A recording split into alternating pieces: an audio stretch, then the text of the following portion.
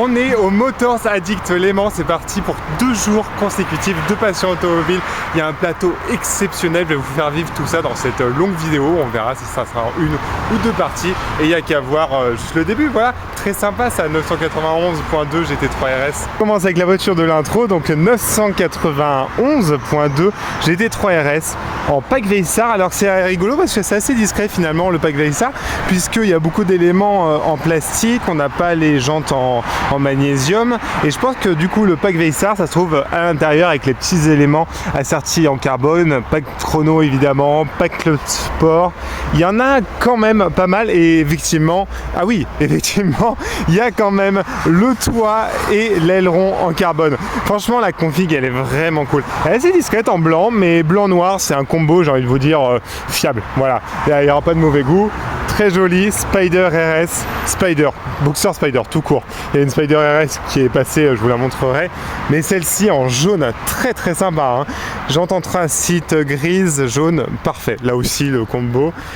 Porsche 930, la config elle est juste trop belle. En une sorte de bronze un peu brillant, elle est très très belle. Ah, c'est une SC, c'est rigolo. Avec les jantes fouches, en tout cas elles sont dans leur jus. C'est vrai que c'est une voiture qui vit, c'est cool à voir. Vaut mieux ça qu'une voiture qui reste dans un salon, dans un état impeccable certes, mais là au moins voilà, il respire l'essence. Ça c'est une sellerie tellement années 80, c'est tellement drôle. C'est pas le pied de poule habituel qu'on voit chez Porsche qui est tellement mythique, mais ça change. Très très original. Alors je suis désolé, hein, pour éviter qu'elle dure des éternités cette vidéo, je vais faire un petit peu l'impasse sur quelques modèles, des modèles entre guillemets qu'on a l'habitude de voir, même si chaque modèle est quand même très très sympa à avoir. Et donc là on va quand même un petit peu s'attarder, hein, ça c'est sympa.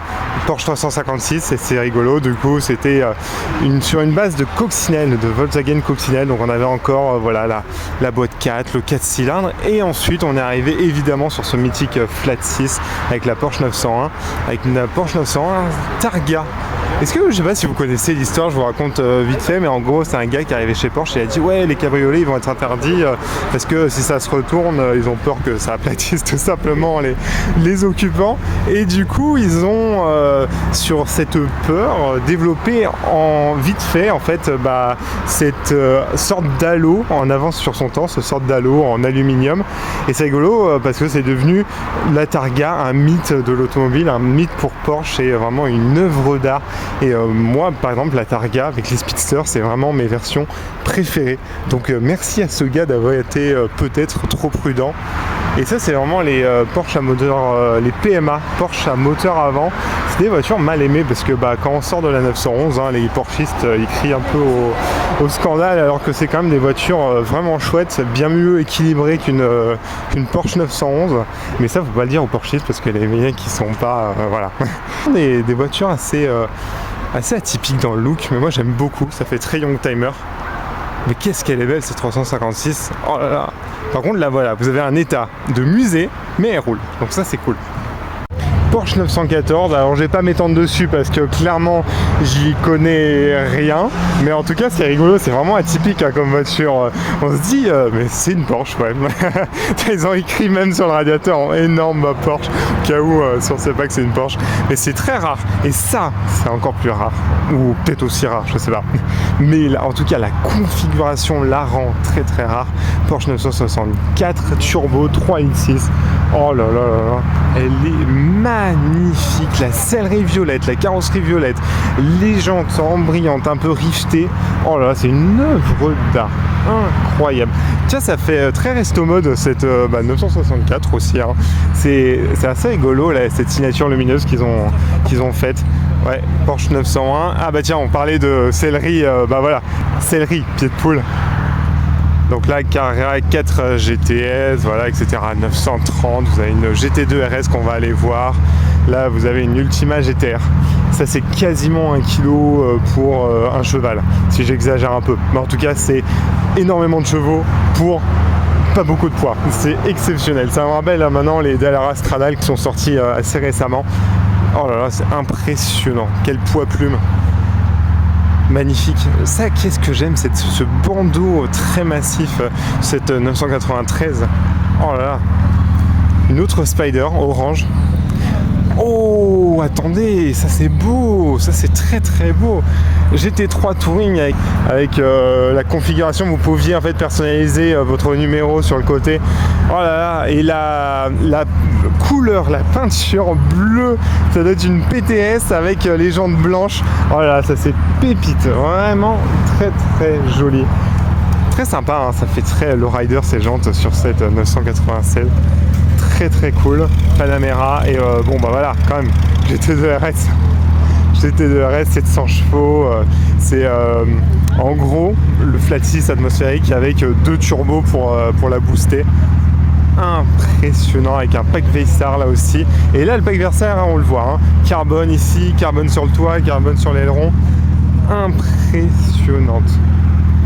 Regardez, c'est rigolo, elle a juste un seul rétro sur le côté, c'est trop drôle, une sorte de monospecchio à l'allemande. Mais oh là là. Ouais, là vous avez un très très joli duo. Là, c'est vraiment l'attaque pour le Nürburgring. Hein. C'est, il me semble, à un moment, c'était vraiment dans le top 3 des meilleurs temps. Alors oui, il y a eu des nouveautés depuis, donc je pense qu'elle est, ça c'est sûr, elle est encore très très bien placée. Elle est exceptionnelle. Ça, je vais vous remontrer, regardez, ces jantes fermées, ça fait très Monte Racing. C'est très rigolo, c'est un préparateur de chez Porsche. Et là, vous voyez le pack Veysar, là aussi, l'aileron, hop, les écopes pour rafraîchir le moteur. Ça fait très turbo look, hein. C'est très sympa. Et là, vous avez beaucoup de plastique et effectivement si vous avez des gravillons vous serez quand même plus content de remplacer du plastique que du carbone. Là par contre ça risque moins, donc vous avez du carbone là aussi et là un gros morceau en plastique et tout. Alors c'est vrai que du coup ça laisse une certaine liberté pour les préparateurs, j'ai envie de vous dire. Et là elle est magnifique, la Audi R8 V10. Oh là là, cette couleur impressionnante. Alors ça je sais pas, je sais pas si c'est d'origine, je pense que c'est d'origine, dites-moi ça en commentaire, ces petits appendices, ces petites ailettes. Là vous avez donc la GT3 Touring qu'on avait vu, là vous avez une 997 GT3, ça c'est magnifique aussi, hein. C'est le dernier moteur Mezger qu'il y a eu. Après on est passé sur un autre flat 6. Et ça, c'était en Mezger, c'était un ingénieur de génie, c'est lui qui a développé vraiment les flat 6 pour Porsche, et là c'est un petit peu l'apothéose. Et ça on reconnaît, j'adore cette forme d'aileron qu'on avait déjà sur la 996 GT3, très atypique, et il était encore plus marqué hein, sur la 996 GT3, je vous montrerai. Et ouais, très très amoureux hein, de cette GT3 Touring. Magnifique. Là vous avez une 308 GTB, c'est vraiment les années 80 pour Ferrari. Vous avez vu la sellerie en cuir, la moquette rouge, les gants en cuir, c'est excellent, c'est vraiment une base ouais, très années 80, c'est rigolo. Alors j'ai triché 308 parce que je confonds souvent la 328, tout ce qui est, voilà, cette lignée là, c'est pas mes lignées un petit préférées, hein. Je vous l'avais raconté à une des ventes aux enchères en janvier, c'est vraiment l'époque où pour moi Ferrari c'était un petit peu perdu, ils avaient fait appel à Burton, et c'est vrai que pour moi ce moment-là, c'était très carré, très angulaire, ça faisait pas très Ferrari, il faut rattraper ça vers F355, donc assez tardivement, même si il y a des modèles que je trouve très très jolis dans cette époque-là, je m'insérais. Mais c'est vrai que c'est assez atypique comme look, faut aimer. Dites-moi ce que vous en pensez. Alors là, vraiment, effectivement, il y a une Agera R, ouais, j'avais perdu complètement le nom, je suis désolé, surtout que ouais, c'est un monument automobile, vous avez vu la config, elle est exceptionnelle, tout en carbone, vous avez vu la largeur des roues à l'arrière, on va aller faire un petit tour, on va essayer de se faufiler, en tout cas crème sur violet, en plus un carbone violet, exceptionnel.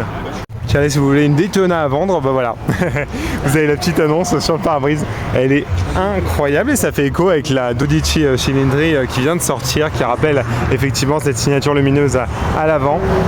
Ça aussi, hein, qu'est-ce que c'est beau! Et ça aussi, qu'est-ce que c'est beau, je le répète. Alors ça, je suis désolé, hein, je m'y connais pas trop. De la je connais, c'est un préparateur, un constructeur français qui a malheureusement, comme beaucoup, fait faillite. Mais qu'est-ce que c'est beau, juste, voilà, faut profiter de ces œuvres d'art. C'était vraiment à l'époque où Chrome Carrosserie, on s'en fichait du poids tant que c'était beau.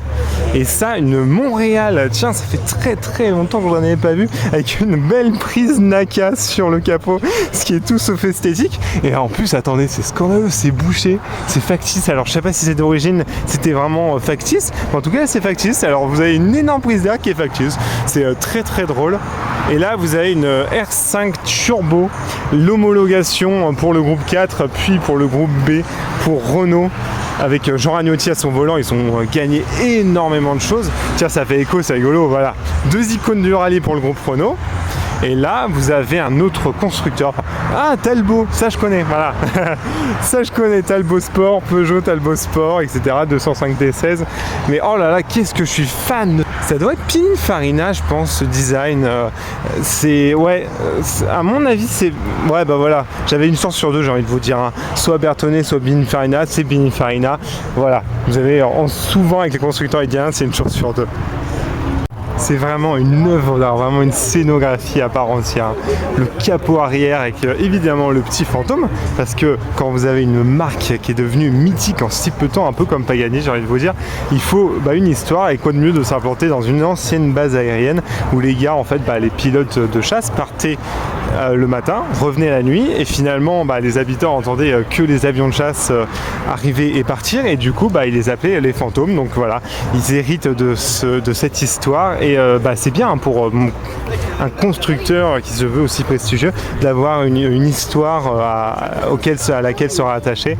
En tout cas, c'est incroyable, on voit vraiment la base du châssis, toutes les pièces, vraiment une orfèvrerie, tout ce carbone, le carbone violet, c'est incroyable. Et là à l'intérieur, c'est vraiment très très minutieux.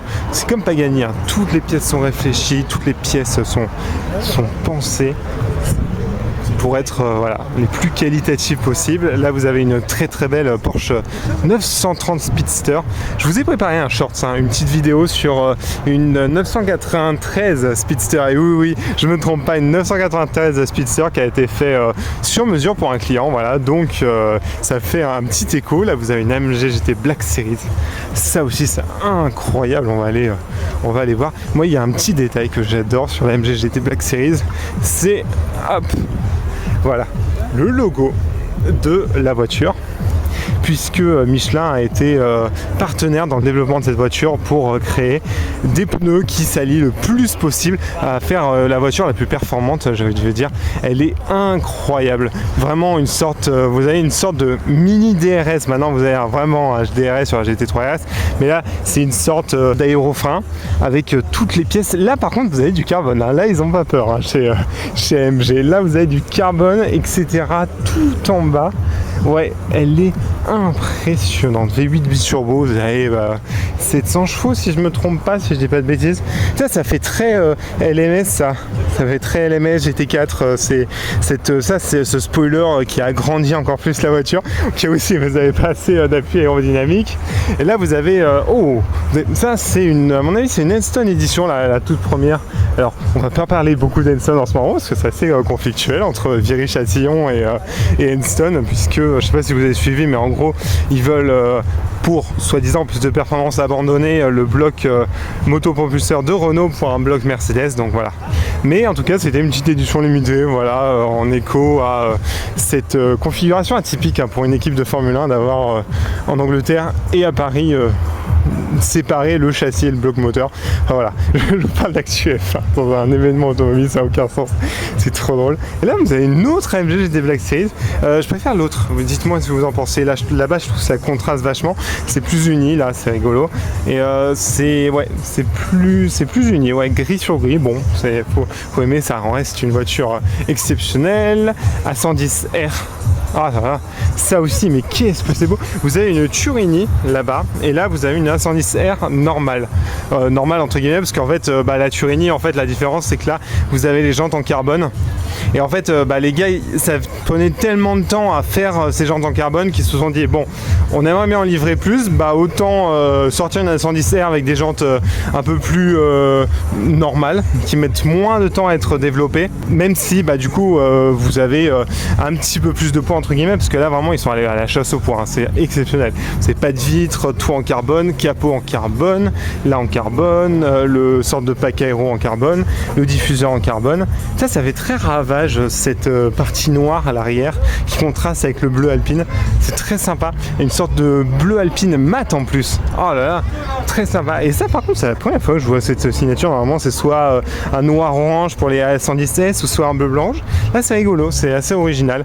Ah mais ça rappelle, ouais, d'accord, ok. Donc bleu, orange, étrier, voilà, hop, très joli. Tout est dans le souci du détail. Regardez, même là à l'intérieur, orange et tout, et avec des sièges Sabelt. Et là aussi, même sur les sièges, ils sont allés chercher du poids avec la signature de Fernando Alonso, le petit décalcomanie. Là, donc là, on a tout ce qui est alpine. Très sympa. Et donc la 110 Turini. Vous voyez que la seule différence, ce sont les jantes un petit peu plus normales. Je vais essayer d'accélérer parce que je regarde le temps en même temps. J'en suis à déjà 3 minutes juste sur les alpines et la MG GT Black Series. Donc, et là vous avez on a peut-être sur l'Enstone Edition avec le pack aéro. Et en parlant de la 110S, celle-ci, oh là là, sorte de citron, de vert citron. Oh là là, elle est incroyable. Alors lui, il a dû vraiment la configurer une sorte de exclusive manufacture ou ad personam, parce que vous voulez, tailor-made, bref. Parce que normalement, ce que je vous disais, voilà, le bleu rouge c'est sur les premières ou sur les GT. Et ouais, là, normalement, vous avez un autre badge, mais incroyable. Les jantes blanches, les étriers orange, le couleur verte, je suis absolument fan. Il y en a qui vont se dire, ouais, il y a trop de couleurs, c'est un peu, ça part en cacahuète. Moi, j'adore, je la trouve magnifique. De toute façon, je suis un grand fan de la A110 en général. Ça, pour les parents pressés, c'est vraiment trop cool. Même si je suis très M3 Touring et j'ai hâte de voir les tests sur la nouvelle M5 Touring, c'est quand même très beau une RS6 ou une RS4, surtout dans ce vert anglais. Et ouais, un vert anglais sur une allemande, c'est rigolo. Et ça me rappelle d'ailleurs une édition qui était sortie très limitée sur la Audi R8 dans une même couleur, vert anglais, pour fêter, il me semble, les victoires sur Nürburgring, si je dis pas de bêtises, puisqu'on l'appelle un peu l'enfer vert. Là, vous avez donc une petite Touring, une petite Skyman, et là vous avez, oh là là, Spider RS dans une couleur exceptionnelle rubis. Je vais éviter de vous répéter certaines choses que j'ai dit parce qu'on en a vu une il y a 3-4 jours. Vous verrez la vidéo, ça sera sur le 24 heures des Alpes. Alors elle était moins claquante. Ouais, effectivement, elle était grise sur gris. Ça en est très bien, mais c'est vrai que ce rubis, cette couleur, elle est magnifique. La GT2 RS qui passe, elle est splendide. Là, vous êtes sur 2 couleurs PTS, un Paint to Simple, c'est un catalogue auquel vous pouvez accéder si vous payez un supplément. C'est assez cher, mais ça vaut le coup au moins vous différencier vraiment votre Spider RS et GT4 RS s'il y a besoin de les différencier, j'ai envie de vous dire. En tout cas, vous avez vraiment les deux champs du signe des thermiques de la 718, de la Cayman et de la Boxster. Elles sont magnifiques. C'est vraiment presque deux philosophies en commune, hein, la plus radicale, la plus sportive. Et sauf que là, voilà, c'est à l'intérieur, à la cheveuse au vent. Et là, vous voyez les différences. À chaque fois, je vous dis qu'il y a une différence sur le spoiler avant. Ça permet là de faire en live. Voilà, de vous le montrer. Regardez, là, c'est beaucoup plus court et là, c'est beaucoup plus allongé puisque, comme je vous l'avais dit au 24 heures des Alpes, là, vous avez un béquet, un ducktail et là, vous avez un aileron qui est incroyable. Et par contre, vous avez effectivement les pièces qu'on retrouve. Alors, c'est pas les mêmes pièces, mais les mêmes fonctionnalités pour rafraîchir le moteur à l'arrière. Le moteur de la GT3 tourné à 190 degrés, il me semble. Vous avez du coup 500 chevaux. Incroyable, ouais, vous avez tous ces éléments carbone, le club sport, le pack chrono, je regarde un petit peu là aussi, pack chrono, j'ai envie de vous dire, sur une pack Versar, c'est un peu indissociable. Bon là, vous me pardonnez, je vais ratisser large parce que vous voyez, le parking il est vraiment complet et si je fais une par une, ça va durer une éternité encore une fois. Mais ça, donc 964, très sympa, mais ça, cette barquette vraiment atypique, c'est très drôle avec les feux de la 356, c'est rigolo. Ouais, fait à la main, un petit projet perso, en tout cas je trouve ça super. Ça c'est beau, hein, 991 Speedster. Je vous disais, hein, entre les Targa et les Speedster, mon cœur balance, mais alors les Speedster c'est vraiment des œuvres avec ce double bossage depuis la toute première, hein, la 930 Speedster. Il n'y a pas eu de 996 malheureusement, il y a eu ensuite 997 et du coup 991. En gros, Pour vous donner une idée, c'est une sorte de GT3 Touring, donc avec une boîte manuelle, un plat-de-fils Atmo. Alors, il y a beaucoup de musique, j'espère que vous allez entendre. Bref, je continue, je disais donc boîte manu, flat-6 Atmo, celui de la GT3, hein, tout simplement. C'est une sorte de GT3 Touring sans toit, avec beaucoup d'éléments en carbone utilisés pour alléger, puisque faut pas oublier que c'est une Speedster. Alors même si les voitures ont énormément grossi, même les 911 n'y échappent pas, ça reste la sorte entre guillemets de barquette, donc elle se doit un petit peu plus légère que les autres. En tout cas, elle est magnifique avec cet intérieur camel et cet extérieur en pack héritage avec là vous avez un 75, là vous avez un 69, voilà, vous pouviez personnaliser votre numéro sur le côté et sur l'avant. Ça c'est rigolo, le stickers il fait un petit peu BD, c'est rigolo, ça fait, c'est pas l'original on dirait, voilà. En tout cas gris anthracite, ouais, vraiment très très belle. Évidemment vous avez le lettrage doré hein, sur tout ce qui est SC, même Speedster, ouais, c'est vraiment pour montrer que c'est une édition limitée. Alors là, vous avez la GT3 la plus curieuse, elle est tellement drôle avec ce sorte de DRS fait maison, incroyable. Le mec il était en avance sur son temps, hein, mine de rien. Tiens, le petit proto, voilà, l'Ultima GTR qui va passer. C'est rigolo hein, de voir ça quand même sur la route.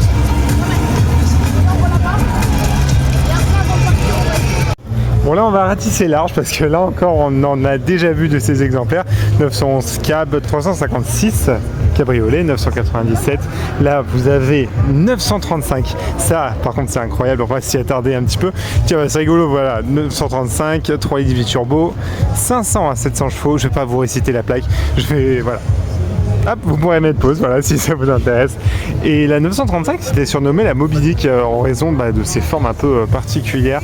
Et c'est une voiture qui m'a beaucoup marqué parce que moi j'adore deux pilotes. Enfin, il y a Henri Piascarlo, Jackie X. Ils ont tous deux construit cette voiture. Avant, il y a eu la 930 Turbo. Il y a eu aussi avant et un exemplaire unique, une sorte de prototype roulant qui était une sorte de one-off. La 930 Turbo pour homologuer ce premier moteur turbo. Et ensuite, voilà, on connaît la gamme des turbos chez Porsche.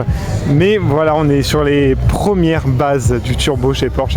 On continue dans le sport automobile, on continue dans la compétition avec cette épatante 992 GT3 RS. Alors j'en ai vu des tonnes maintenant, j'ai cette chance on va dire. Mais alors noir mat avec un pack Vésar tout noir, on dirait une sorte de pâte mobile. Et là le nom clairement il n'est pas usurpé, hein. C'est impressionnant.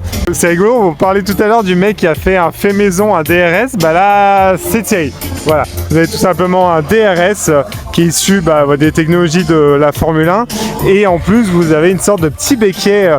C'est sous Tarzan Boy qu'on va parler. J'espère que vous n'entendez pas au pire au montage. Voilà, vous avez vraiment cette aile de turbo. Vous avez vu à l'arrière, c'est magnifique. Ce pack Vésar, donc tout ce qui est carbone.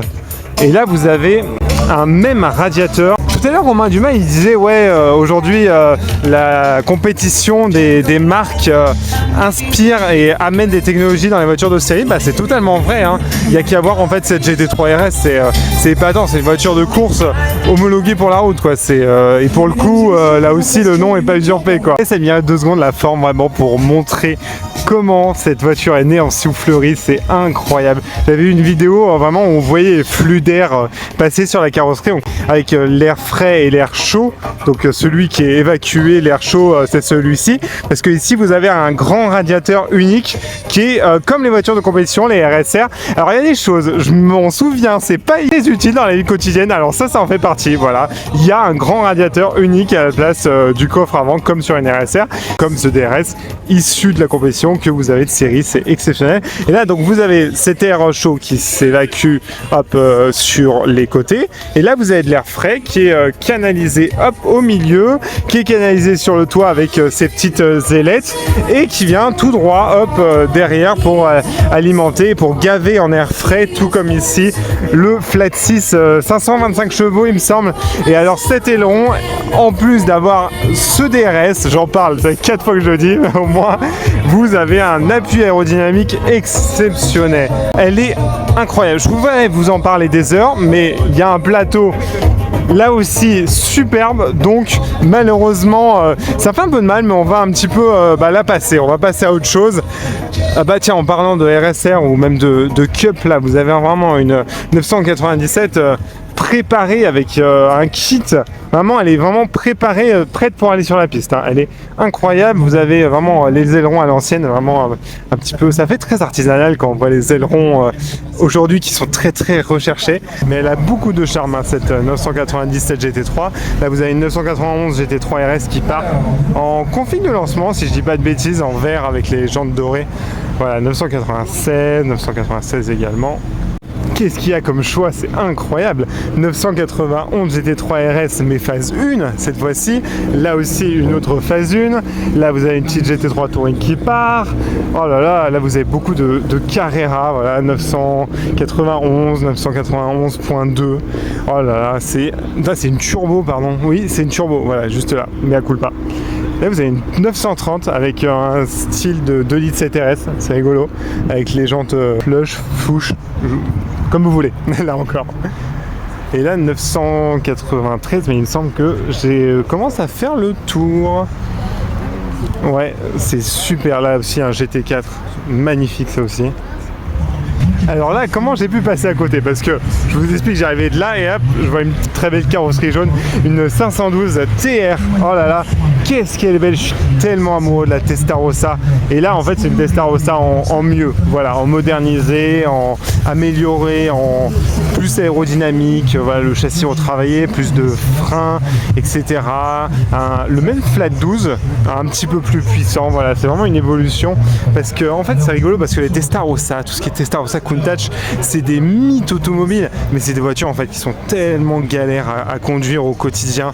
C'est des voitures qui sont très archaïques dans l'utilisation, alors que peut-être que celle-ci, alors ça va pas être une grosse modernité, mais celle-ci elle sera peut-être un petit peu mieux avec les prises NACA, voilà, 2 sur le capot, et effectivement vous n'avez plus de feux escamotables, vous avez des feux vitrés. Ça fait très états-unien dans l'homologation. Vous voyez, ils aiment un peu les trucs bizarres ou les trucs qui modifient vachement la carrosserie. Je trouve que ça fait vachement États-Unis homologation. Toujours designé évidemment par Pininfarina. Qu'est-ce qu'elle est belle cette 712. Oh là encore, hein, exceptionnelle cette configuration. Bon, quand vous voyez un numéro sur une 40 chez Bentley, vous savez que vous êtes sur une édition spéciale pour fêter les 24 heures du Mans, pour fêter le centenaire. Et là, en l'occurrence, c'est le centenaire. Voilà. Et vous avez donc 100 exemplaires avec Mulliner, donc qui est le préparateur sur mesure, vraiment Q, tailor-made, ce que vous voulez. Voilà. Mulliner en fait c'était l'un des plus anciens en fait carrossiers, ils ont même fait des calèches avant d'être absorbés ensuite par Bentley et de devenir du coup leur pôle vraiment ultra sur mesure. C'est trop beau. Elle est magnifique, noire, capote rouge, étrier rouge. Alors l'étrier rouge c'est beaucoup plus clair, là on est plus sur du bordeaux avec vous avez ce bas de caisse en carbone avec le petit logo Bentley. Les détails ils sont magnifiques et donc vous en avez une sur 100. L'intérieur est incroyable. Malheureusement j'ai pas de filtre, faudrait que je pense investir. Bref, là vous avez une petite série de 4 cylindres, du coup Ford Focus RS, GR86 4C et 2000 GT. Alors la 2000 GT, je sais pas quel moteur c'est. Elle est vraiment magnifique. C'est vraiment, ça fait vraiment à l'italienne. Vous avez vu, ça fait vraiment 2 tiers, 1 tiers. Un long capot, l'habitacle, vraiment, vous êtes posé sur l'essieu arrière. Elle est incroyable. C'est vraiment inspiré par l'aérodynamisme, aussi par l'aviation. Hein. Vous avez vu les rétroviseurs. Elle est très, très belle. Vraiment, c'est une ligne incroyable. Et quand Toyota ne fait pas des Prius, ils savent faire des voitures magnifiques. Et je parle aussi de cette GR86 qui est la descendante de la GT86 et malheureusement ça c'est lourdement mal usé. Enfin, si vous en voulez une neuve, genre vous tapez vraiment presque les 100 000 euros parce que là en neuve vous êtes à 35 avec un malus de 60 000. Voilà, je vous laisse faire les calculs. C'est abusé parce qu'à la base c'est comme la Yaris GR, c'est des voitures qui sont trop bien. Voilà. Bon bah la 4C c'est qui est dans son nom, un 4C 4 cylindres, puisque vous avez un châssis et une monocoque en fibre de carbone. Bon, en stratégie commerciale, Alpine, elle a bien compris, hein, il faut faire des éditions limitées. Et là, du coup, on est sur l'édition limitée Alpine A110 Tour de Corse. Et c'est écrit, tout simplement, sur les sièges Tour de Corse 75. C'était l'époque où l'A110 se battait contre notamment une certaine, alors Lancia Stratos, peut-être. On reconnaît aussi les motifs du losange Renault, vous voyez le noir et blanc assez subtil, mais assez graphique. Il a été aussi ensuite en Formule 1 et en endurance. J'adore cette édition, franchement. Alors dites-moi ce que vous en pensez, soit celle-là, la Tour de Corse, ou soit la San Remo. En tout cas, les deux, je les trouve vraiment très très jolies. Ouais, ah, elle est magnifique. Bon, il est 18h, du coup c'est la fin de la première journée, c'est en compagnie de cette jolie FF.